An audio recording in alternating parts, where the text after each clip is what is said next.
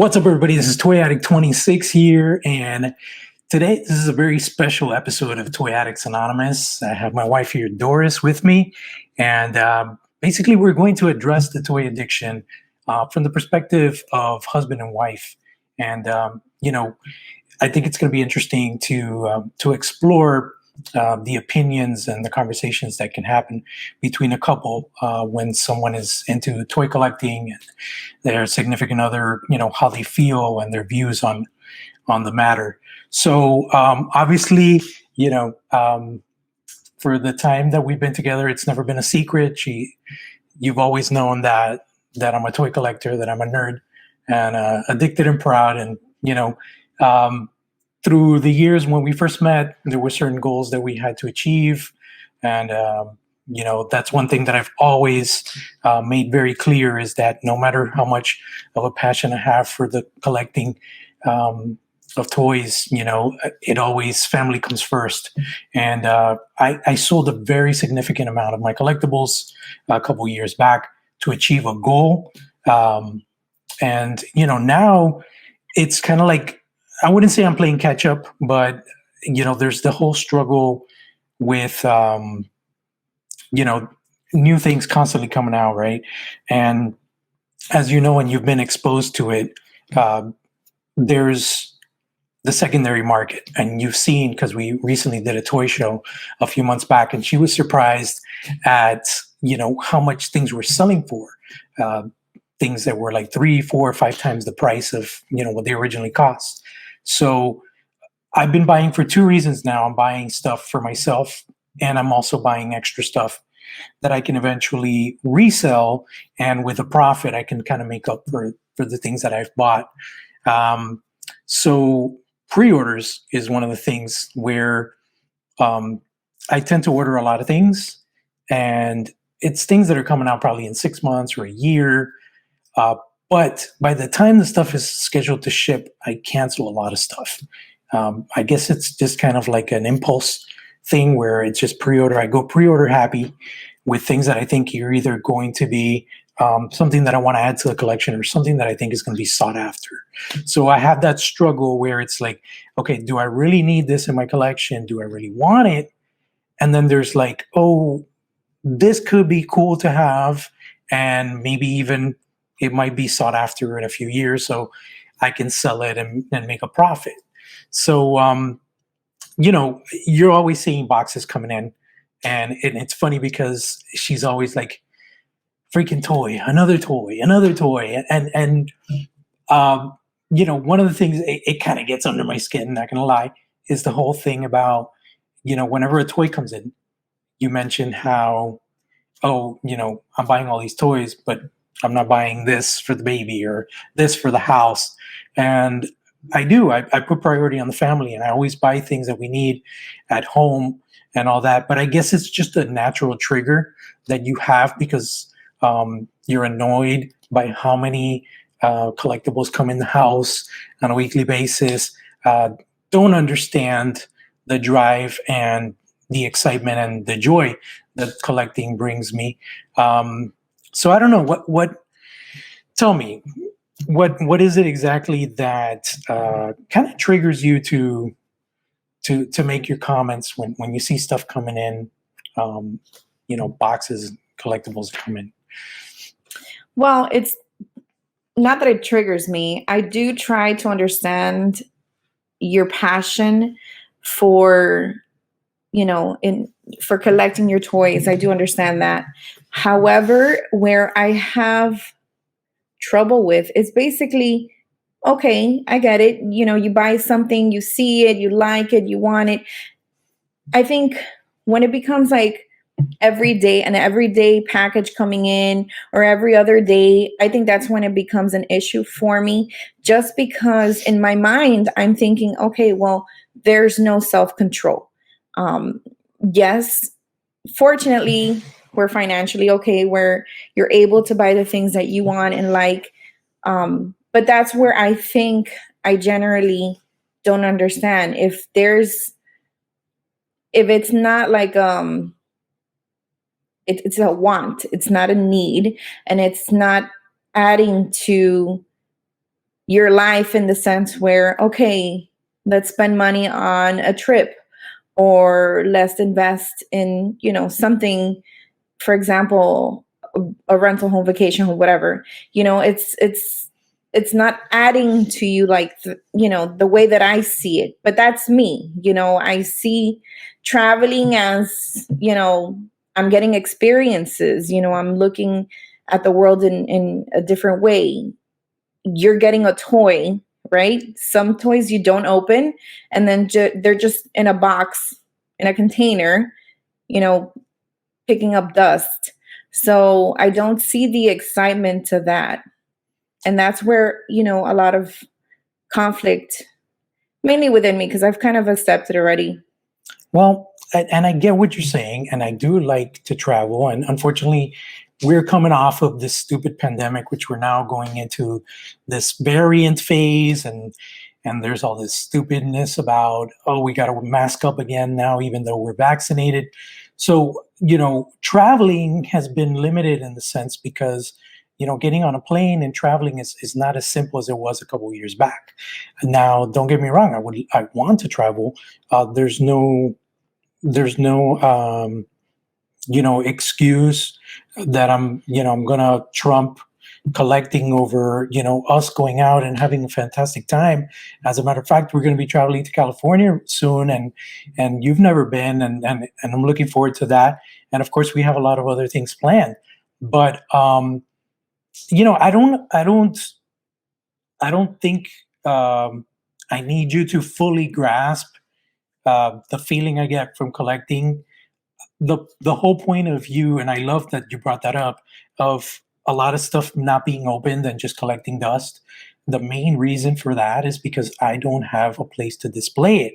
And that brings me to the whole subject of, we have a goal right now, which is to purchase our home.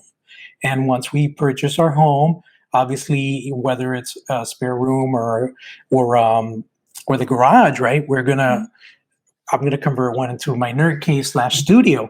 And that's where I'm going to be able to let loose and unbox all this stuff that's just in bins right now, in closets and stuff like that. Because this is what's happening with collecting nowadays. And you've seen it. It's, if you don't buy something when it comes out months in, it's already double the price.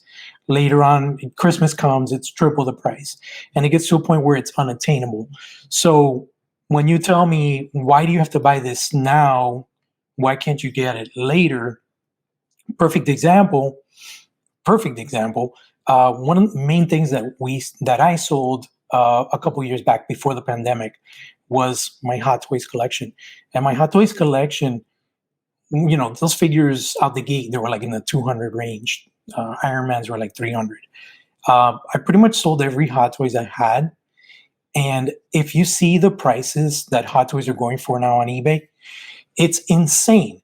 So the things that I sold in the past, I probably will never be able to attain again. And that's one thing, that I have my limits. I'm not going to go, and if I own something for retail, I'm not going to go and pay 4 or 5 times the price just because I want to have it again. I'll just come to terms with it and keep living my life and find joy in other collectibles. But that's one of the struggles that I have, is that, okay, this is amazing. I really want this, but if I don't get it now, or I don't reserve it or pre-order it now, then I'm never really going to own it. And a perfect example right now is, and you've seen that I'm not buying a lot of Hot Toys. I bought a Mandalorian Hot Toys, which still hasn't been opened, mainly because I have one Carrillo in my bedroom, and I respect that. We have the baby's crib in there, and it's pretty small. We don't want to be like, all like, just like, yeah, overcrowded. So, and that's cool. You don't want collectibles in the house. We have a 3-bedroom apartment, and that's fine. That's okay with me also. So that's why the stuff is collecting dust. That's a perfect example. Another thing is, all these things that you see coming in on a weekly is mostly like a $20 Marvel Legends figure. It's not like a $300, $400 action figure. And I get it. The $20 adds up, but it's not the same as the expensive stuff. Now, When it's going to get expensive is when my Thundercats collection figures start shipping, which is hopefully in a month or two. And I did get quite a lot of those. I got doubles on some of those. And you know how big I am with Thundercats. And it's something that I watch the cartoons with a baby and everything. So Thundercats is near and dear to me. When it comes to collecting, yeah, one of the things that I rationalize, and I guess you as a mental health counselor could probably give some insight on that. I seem to see things, and I think that there's a resurgence right now of everything that was memorable and nostalgic for me in the 80s, right? So perfect example, Gargoyles, the animated series. I used to love those cartoons, and they've never had proper toys. And now NECA's making the figures. So it's like, holy shit, I want that. I want to have that in my collection. Part of my childhood, something that brings me good memories. Star Wars, believe it or not, I used to love it. I've really kind of shed away from it a little, in the sense that I don't know, I just feel like there's so much Star Wars out there that it's just not as interesting as other licenses that have never had toys before. So perfect example, like Thundercats now, Silverhawks, and then recently they announced Universal Monsters. We're getting a proper figure line. In the past, there has never been really cool collectibles of Universal Monsters that have looked super detailed or whatever. And I grew up watching Universal Monster movies in black and white with my grandfather, which unfortunately is no longer here with us. So that's another connection that I'm like, okay, I want to have these Universal Monsters figures, because not only is it something iconic that I want to have in my collection and share with my children, well, with my daughter, because my boys are men now, share with my daughter in the future, but it's also something that connects with fond memories of me watching horror serials in black and white with my grandfather on Sundays. And, so those are the kind of connections that I make with collectibles. And you've seen some of my videos with some of my guests, and they explore and explain what certain collectibles do and what collecting brings to them. And nobody will tell you that they have really had any struggles or anything like that. They've been very responsible. They know how to compartmentalize things in sense of, okay, bills need to get paid, priorities come first, and the toys is the last thing. But there are things that we want to have in our collection, and if we don't secure them or pre-order them, then later on, unfortunately, a secondary market grabs hold of it, and it's unattainable. And I'm, for one, I'm one person that I don't like to pay a scalper 3 or 4 times the price of something. So I don't want anybody to make a profit off of me. And that's kind of biased in a way, because I don't mind selling things to turn a profit, but I don't want people to make a profit off of me. So that's kind of why I do what we call pre-ordering. Mm-hmm. And it's just basically, and like I said, if you were to look at me, on my phone, it's usually pre-ordering shit. And then as I see that stuff, I'm getting word that it's going to ship and stuff, then I really kind of think about it, and I go through my pre-orders and I start canceling. And I'm like, I don't really need this. I'm going to cancel this, cancel. So it's constantly that back and forth where it's like, okay, I really want this. I'm going to keep it. I just pre-ordered this just in case, if it's something sought after or hard to find. And I just had that pre-order there. But yeah, that's pretty much, I get it. Your passion is shoes, purses. Now you've got the addiction with the Loungefly backpacks, which I've been buying quite a few for you, and those are really cool. And that's kind of an example. But I get it. What you say is, well, I can use these. These are backpacks, right? I mean, for me, I can't use toys, but I can pose them, I can display them, and it just brings joy and happiness to me. Just like maybe shoes and a purse bring happiness to you. It's not exactly the same thing. It's not, because number one, we're constantly being delivered boxes here, you know, of things that you purchase. Mhm. I'm not buying shoes on a daily. I'm not buying purses on a daily. You're not buying lounge flies on a daily. So there is a huge difference. There's the wants and the needs, right? Do I need this? Do I want this? You know, at the end of the day, if you don't buy, you know, the items that you love of Thundercats, I think you would go ballistic. If I don't get that purse that I really want, okay, you know, it's fine. It'll happen whenever it happens. And if I don't get that edition of it, or you know, that collection that came out in that year that I wanted, you know, that purse, then it's fine. I'll get whatever comes out, you know, in another year. But I can separate myself from that. You can't. You have that emotional connection to your toys, that sentimental, you know, value to you that you have with them. So you are going to pay whatever you need to pay for it. No, I wouldn't say I would pay whatever I need to pay. For example, Thundercats figures, they're like $45 each, right? Okay, wait. Do you remember when I was watching you with someone and you showed that person the video of the roach? Oh yeah. Well, that's one of the things about um, collecting, and the difference with that is that was not that roach. She's talking about a Mezco 112 Gomez figure, and yeah, the roach. It's not like the Thundercats figures, and the way I'll explain it is the Thundercats figures is a pre-order. So a pre-order means the company goes, they open up orders, they take orders for 30 days, and then based on how many pre-orders they have, they go into production. So we're talking about probably 5, 6, maybe close to 10,000 pieces. That Roach figure, that Gomez figure, that was something that was, it's like, hey, this just dropped. It's shipping right now. It's in stock. Boom. And it just sold out in like 10 minutes. And then it just disappeared and it went into like insane prices. Yes, I paid $230 for it, but it was going at one point for like $400. So yes, could I have lived without it? Absolutely. But since I was able to get it for a decent price, considering what it's going for in the aftermarket, that's why I got it. Now, that's your justification, rationalization of purchasing something that you actually want. Right. That's but that's the psyche part of it. Yeah, and you're the scholarly one. You're the one that went to college.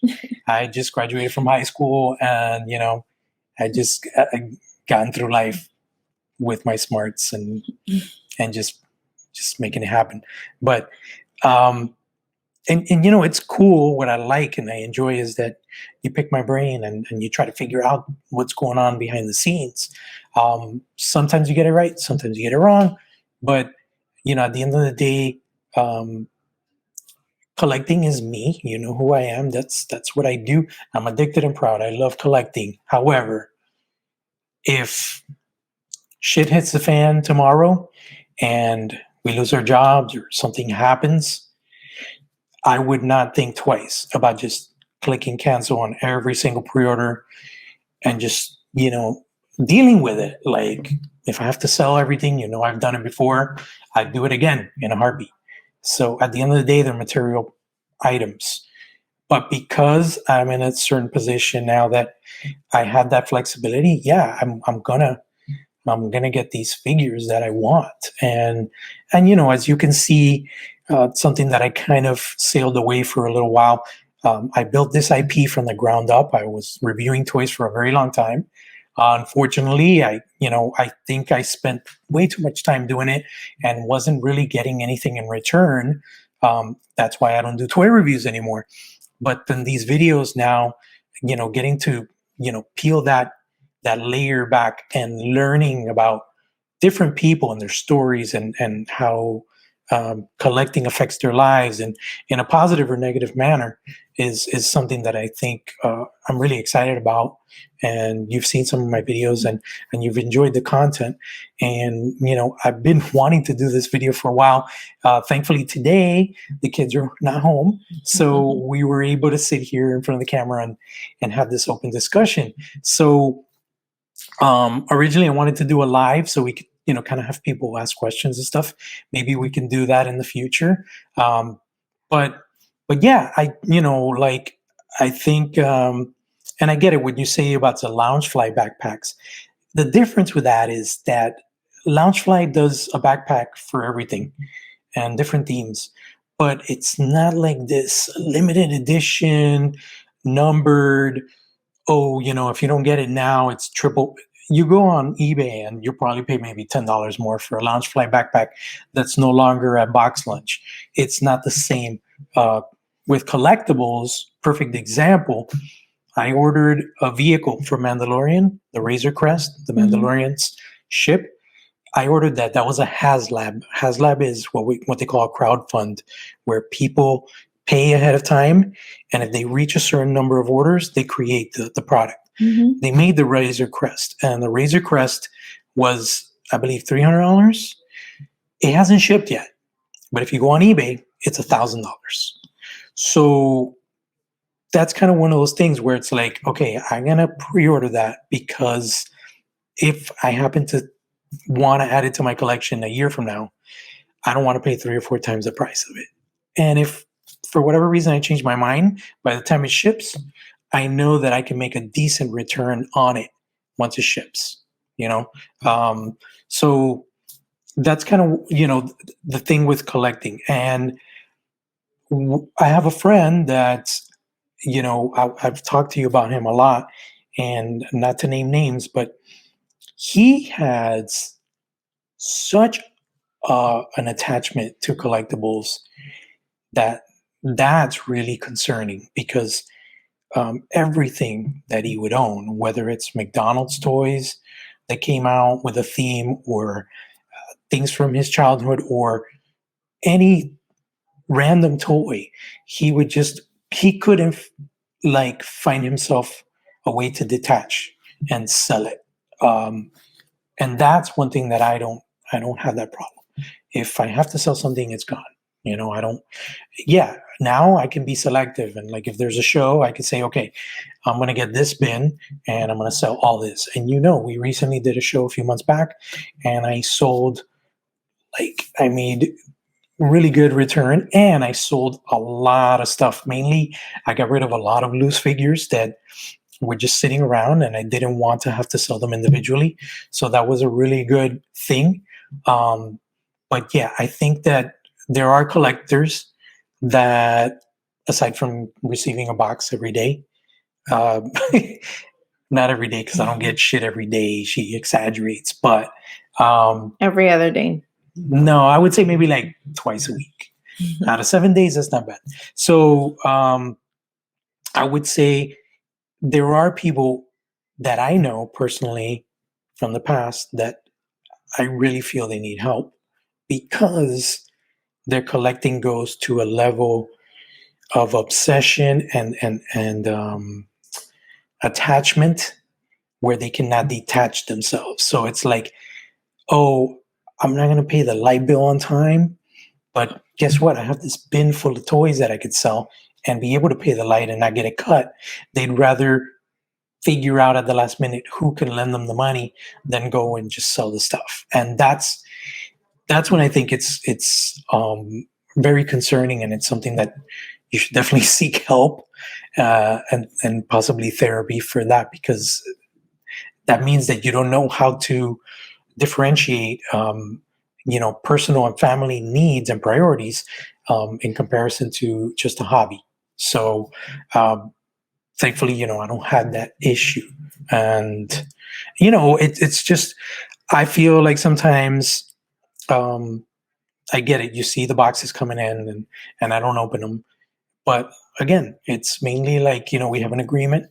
Once we get our home, you're going to see a lot of boxes get open. and there's going to be like a lot of stuff in the recycle bin because I'm going to go open crazy and I'm going to display shit. I mean, so it's an evolution, but right now it's all about getting our home, getting a studio. I'm working on my art. So I feel like I'm going through a renaissance. But at the end of the day, I don't think I'll ever leave collecting behind. There might be times where I, kind of distance myself from it. There'll be times where, I'll buy more stuff. But there's always going to be a balance, and it's never going to be something that you should be concerned that I'm going to prioritize that over our needs or the baby's needs. You know what I mean? Do you think that prior to meeting me, you had control over your spending? So the difference is that it was a different world for me because I was kind of like the main provider and the only person that kind of like put out fires in my home, and I felt like I deserved everything because I was just kind of handling everything and paying everything, and like nobody could question what I was buying because I was just kind of head of household and then some. And it was also a different time in my life because that's when I was doing toy reviews. And when I was doing toy reviews, I had affiliates, I had partnerships, I had a lot of stuff that I would get for free. So when I would sit down and do the math, I was spending money, but I was also making money from collectibles. And then it was kind of a balancing out, but it was definitely out of hand. I mean, you've seen pictures and stuff. I had at one point I had like 8 curios of collectibles, and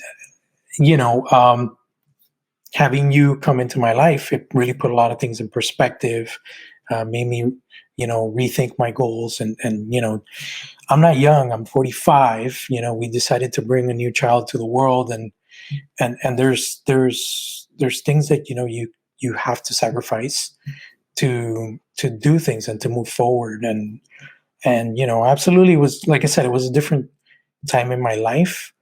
I don't have regrets in the sense of collecting because a lot of people learned about me. I have friends today that they're like, I met you because I was a fan of your channel and I loved your reviews. And it's like my art. When I did my reviews, I never looked at the clock. I never looked at my watch because I really enjoyed what I was doing. But it was kind of an escape for me because I guess in my relationship at the time, I wasn't really happy. So I was just finding that escape in the toy reviews and everything else. But now it's totally different. Now I barely have time to do that kind of stuff because I feel like I'm a father for the first time again. I got a baby. She's 13 months and she's a handful. It's team no sleep over here. And, when I have a little downtime at work and stuff, that's when I kind of record my stuff. Today was a rarity, like I said, because there's no kids.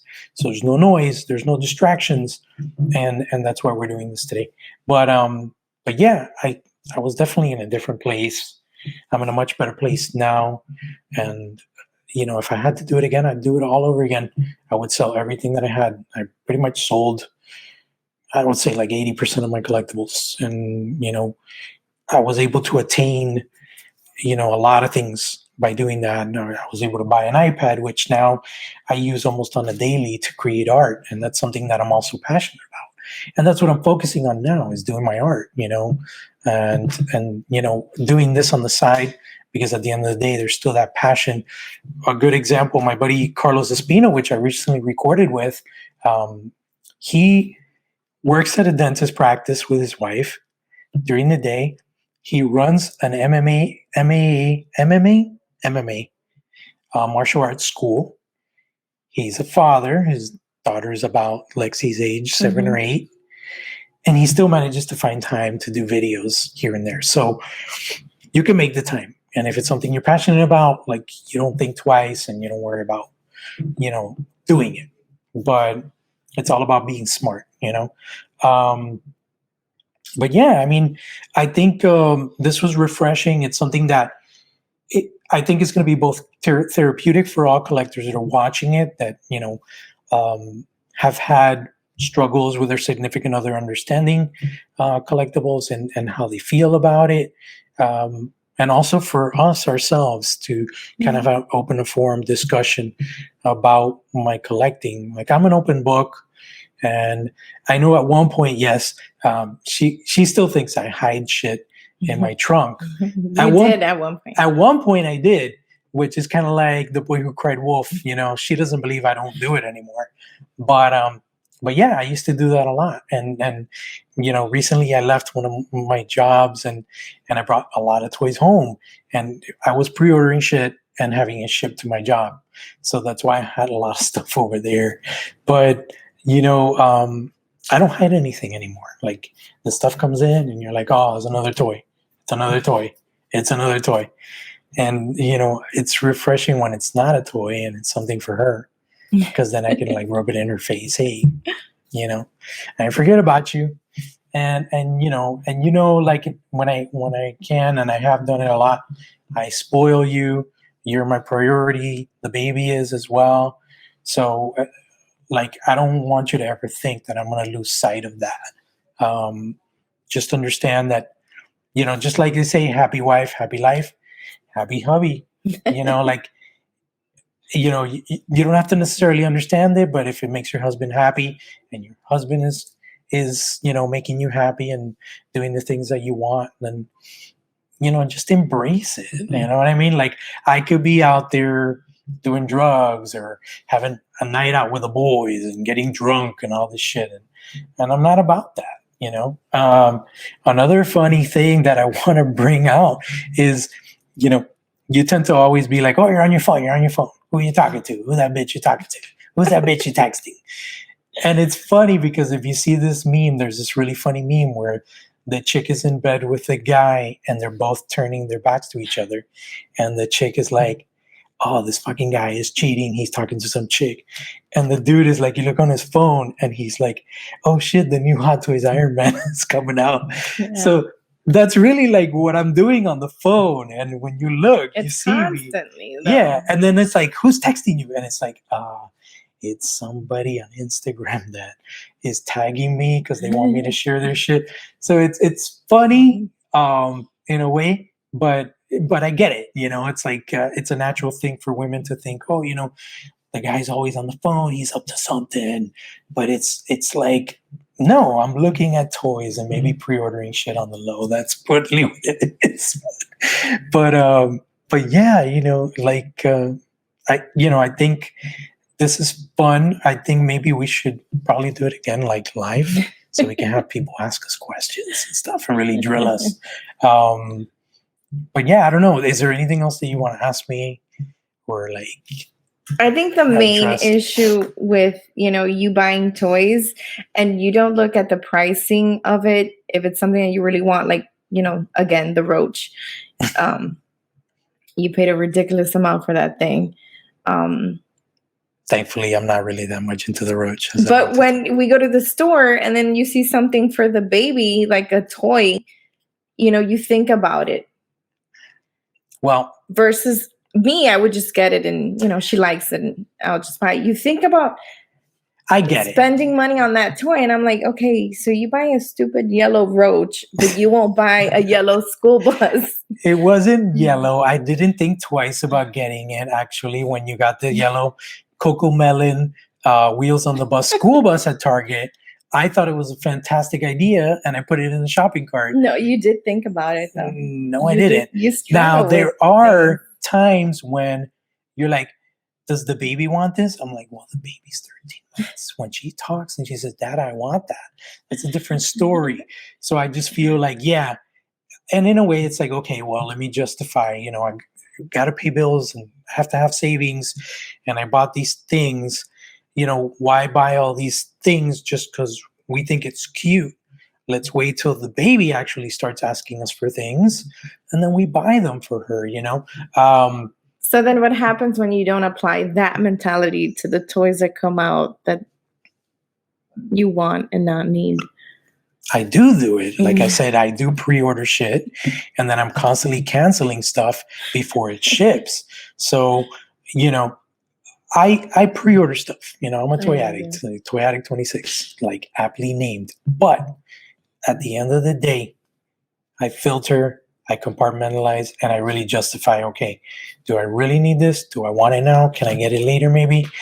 And I cancel a shitload of stuff that I have pre-ordered. At one point when I pre-ordered the Thundercats figures that are coming out soon, I pre-ordered like 2 or 3 of each, and because it was like, okay, I want one to open, I want one to keep packaged, and then I want one to maybe resell. But then I started thinking about it. I'm like, okay, well, these are $45 out the gate. Like, are they really going to be sold out immediately? Because it's taken a really long time because of COVID and all this stuff. So, I've thought about, okay, let me just keep 2 instead of 3. So I'm always, thinking about that. I don't like blindly order shit and just wait for it to ship and get charged. And no, I'm constantly canceling or pre-ordering through here. Or, remember the raffle I won like 2 months ago? I got like $700 worth of products for $50, which was amazing. But, that's not always going to happen. I've never really won raffles or gotten lottery tickets that have had any money. But yeah, like, and I get it. The baby for you, it's like shit, like and you're always going to bring up the damn roach. You bought that yellow roach. He's not a yellow roach. He's wearing a yellow jumpsuit. The reason I got him is because I love Bruce Lee, and he is based on the movie Game of Death with Bruce Lee. So he's wearing that yellow jumpsuit like Kill Bill with a black stripe. So he's not yellow. That's the first thing you see, though. But I don't blindly buy shit like that all the time, babe.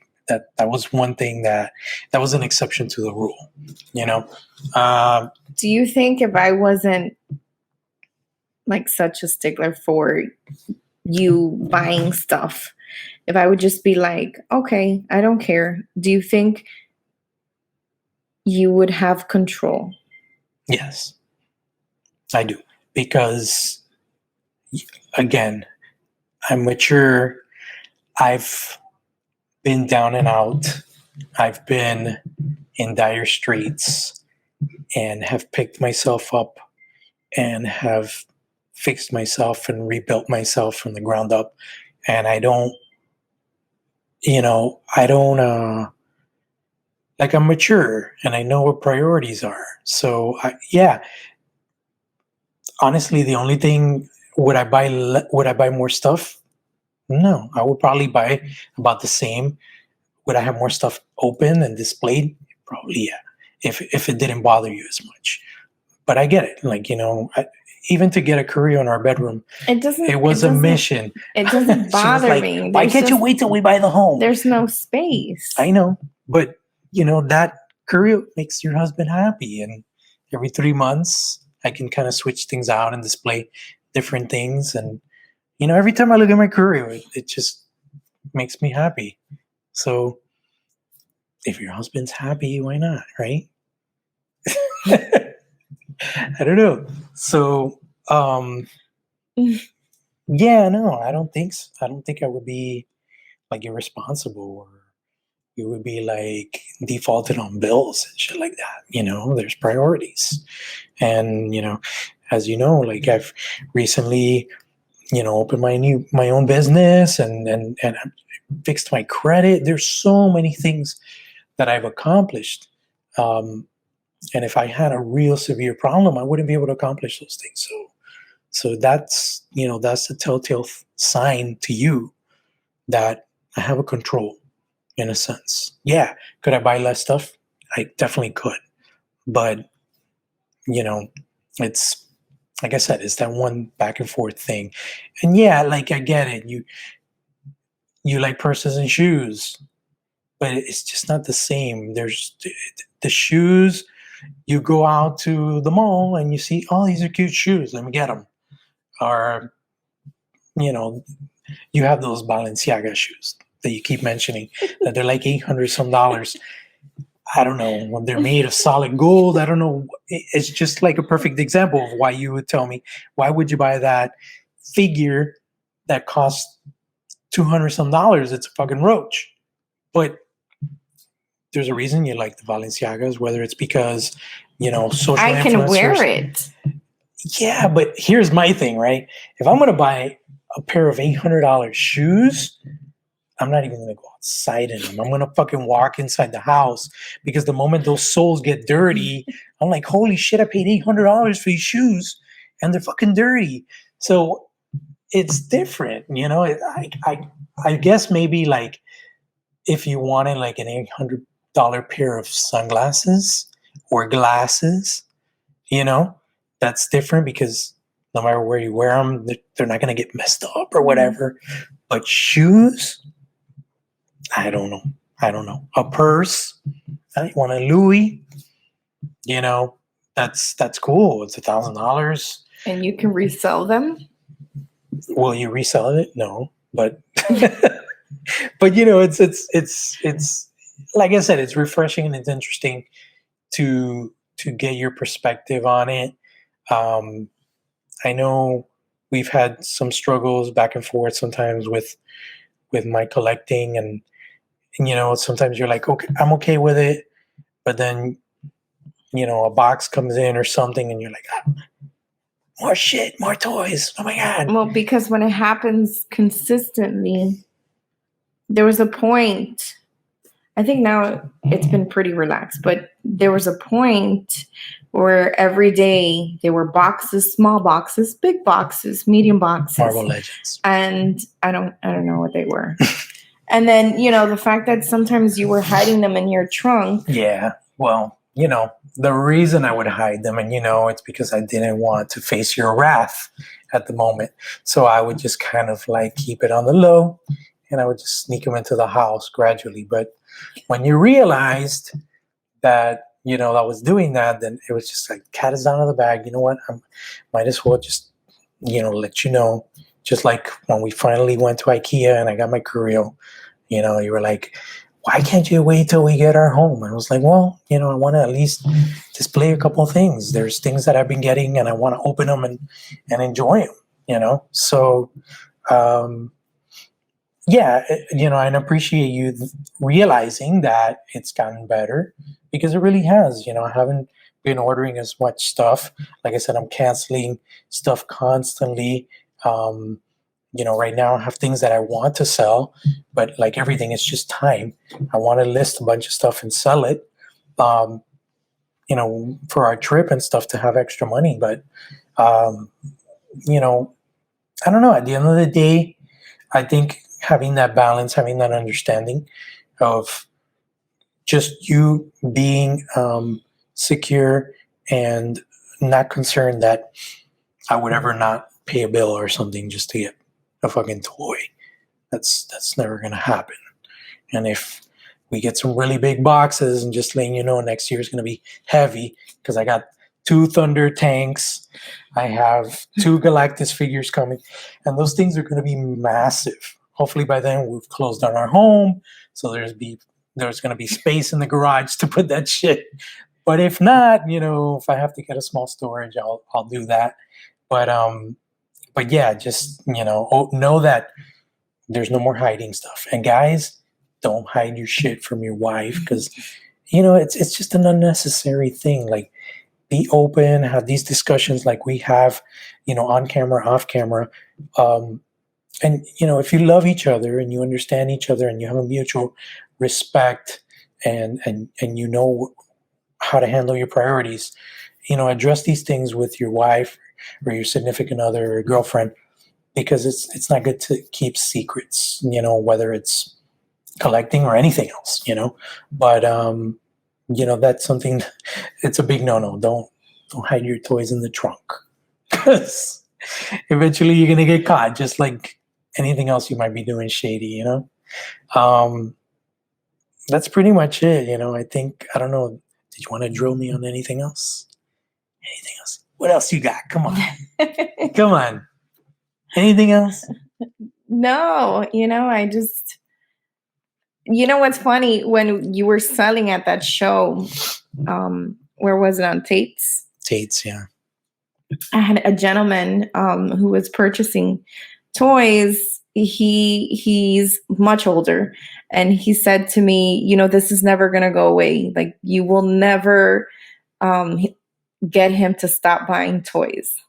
So I've just kind of like, okay, I accept it, but I don't quite understand it.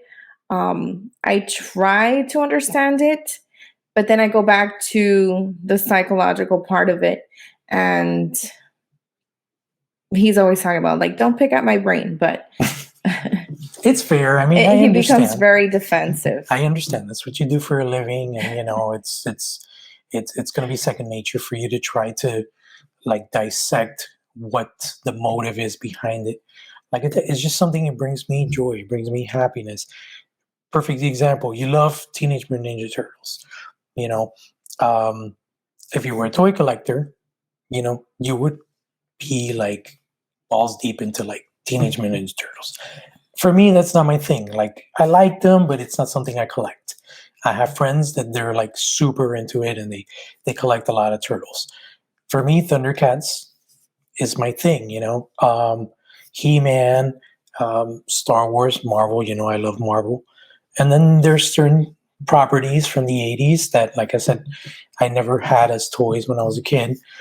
I explained to you when I was a kid, and it's funny because I've already had a couple of collectors that had the same issue where their parents just said, hey, it's time to get rid of toys and just go play sports and do shit. And things just got given away to other families.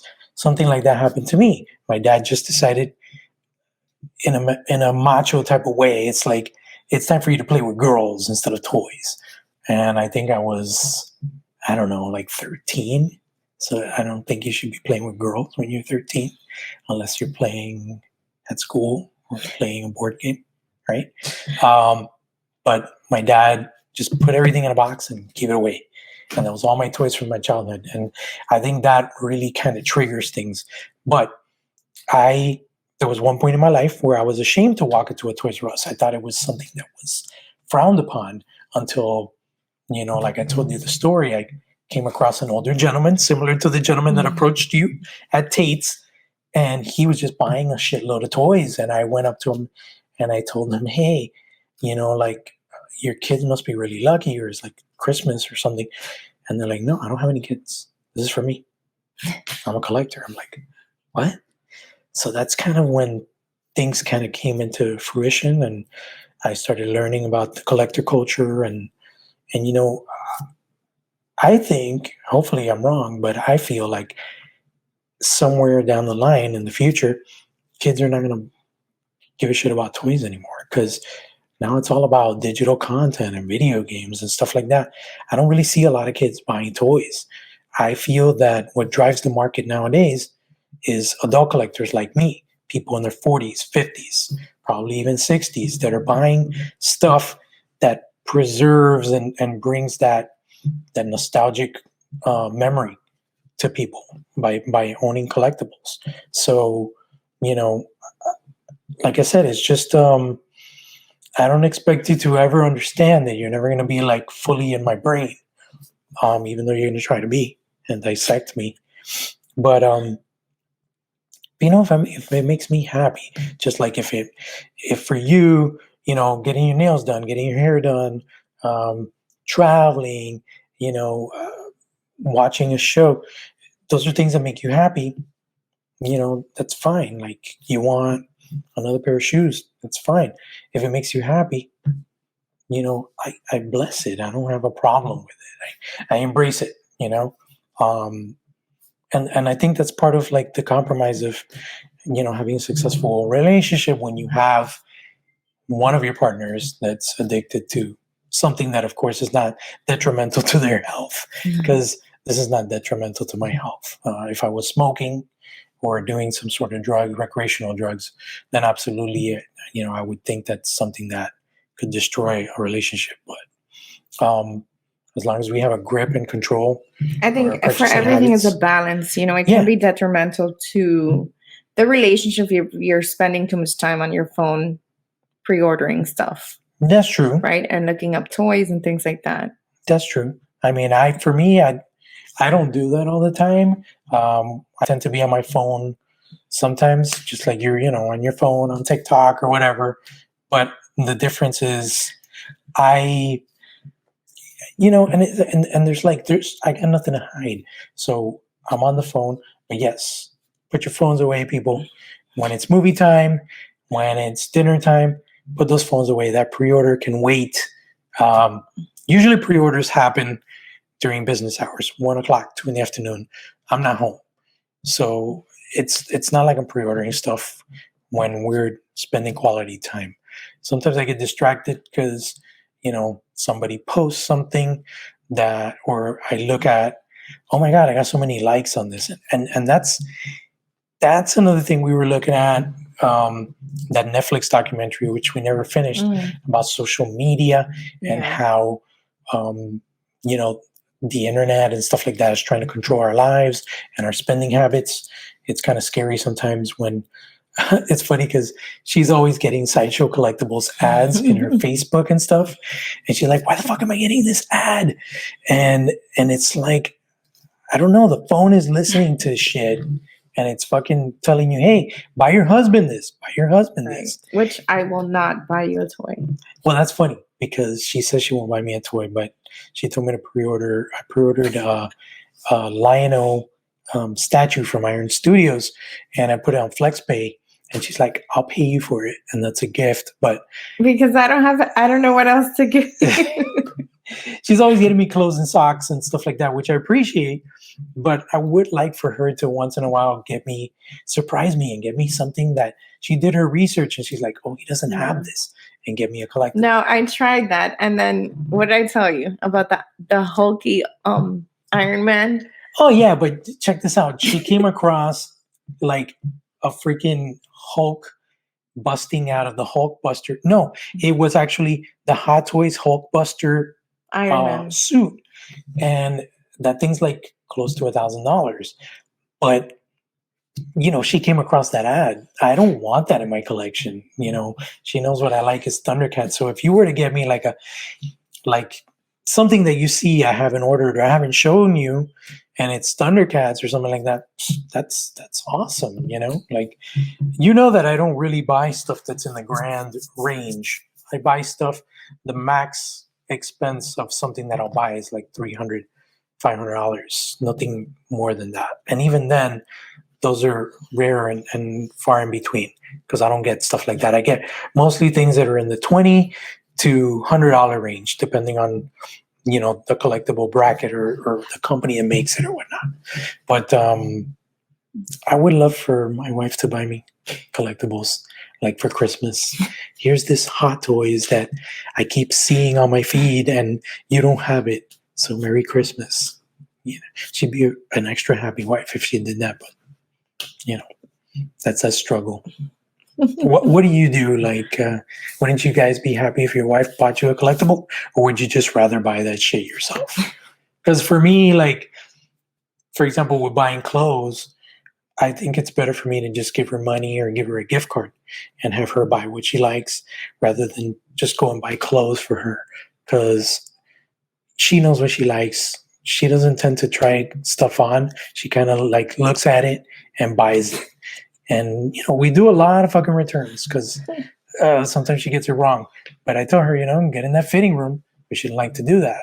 So I have that struggle with clothes. I don't like to buy you clothes because I don't know if you're really going to like it. I don't know if it's going to fit. You're not going to try it on. So it's better just to play it safe. Here's a Torrid gift card or here's... But the thing is that you buy toys, a lot of toys, and you don't buy clothing and you don't buy cologne and you don't buy all that stuff. So I do it for you. I get it, but I don't need to have a different outfit for every day of the year.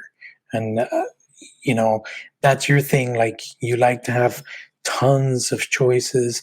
Like, it's funny, we look in the closet and you have, I don't know, maybe like 50 pairs of shoes, and you're like, I don't have shoes.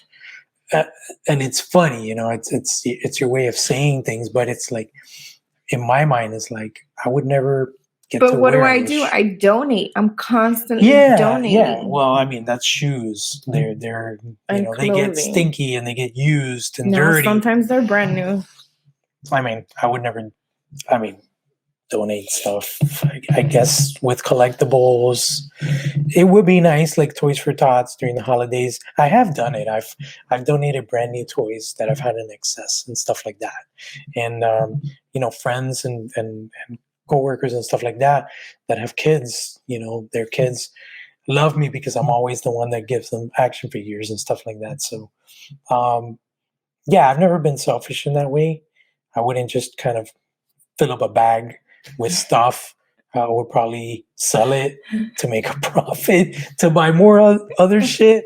I feel like if it's not coming from my paycheck or from my savings, and I'm able to flip stuff and then with that profit buy my stuff, that it's more sensible and it's a smarter move.